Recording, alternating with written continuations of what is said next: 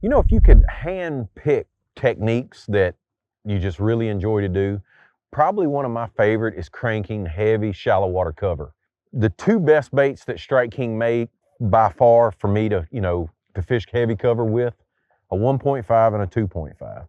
And realistically, how I would pick between the two, water temperature, what fish are feeding on. But other than that, each bait is equally as good as the other. I do lean a lot towards that 2.5 when the water's dirty.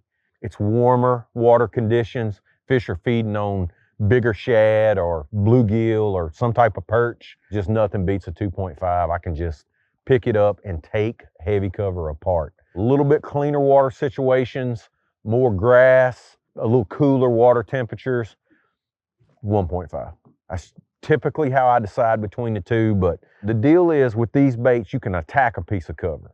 I mean, you just throw multiple times to the same place and get reaction strikes. Both baits will carry big hooks. Depending on depth, 14 to 20.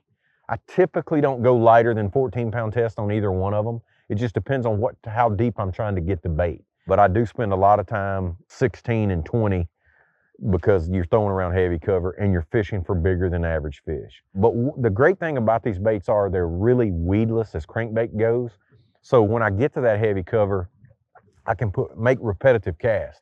Because a lot of times that's the whole key to triggering those fish to bite that are around heavy cover is you're basically trying to draw that fish off the cover. So a lot of times you got to keep putting that bait in there. A lot of times you're fishing for a fish that's basically inactive. It can be really hot summertime weather and they're locked down in that heavy cover and you just got to keep putting that bait in there. So you need a crankbait that's weedless.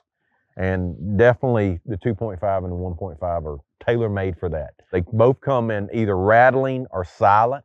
That you just kind of have to, I feel the fish out in that situation. A lot of times in colder water, I like a 1.5 rattling bait, where in warmer water, I typically stick more with the silent bait. Rod and reel, I like a 6.5 to a 7.5 gear ratio, BB1 Pro. My cranking special 7-foot rod, because I'm target fishing with these baits, making short underhand cast and tearing that cover apart. And that's a working man's technique and that's a working man's rod. That's it. My two favorite crankbaits, a 1.5 and a 2.5, KVD.